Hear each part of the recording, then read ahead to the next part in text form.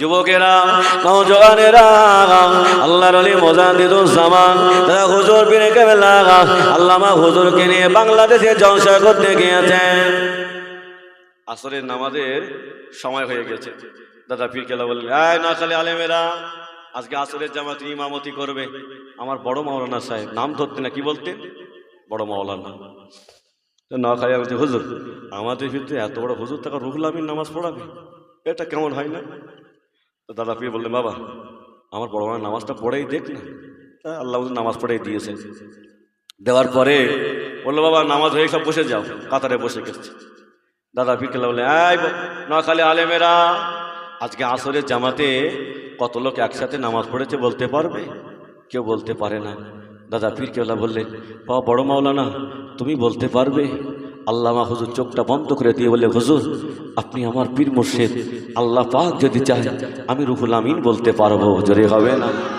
আল্লামা হুজুর একবার ডান দিকে তাকালেন, একবার বাম দিকে তাকালেন, একবার জমিনের দিকে তাকালেন, আসমানের দিকে তাকিয়ে বললেন, হুজুর আজকে আসরের জামাতে ৯,৯৯৯ জন নামাজ পড়েছেন। জোরে হবে না?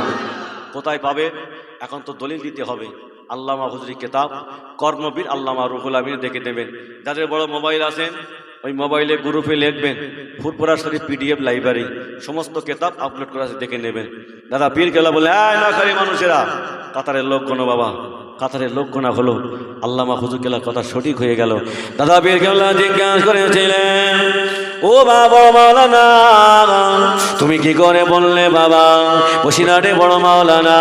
আল্লামা হুজুর কেবলা বলেছিলেন, হুজুর আমি ডান প্রান্তে চলে গেলাম, আমি রুহুল আমিন কিছু দেখতে পেলাম না।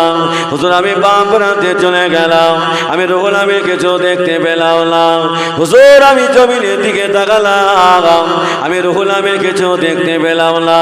আমি আসমানের দিকে তাকিয়ে দেখলাম আল্লাহ পাকের আরশ মহল্লায় এই সংখ্যাটা লেখা ছিল।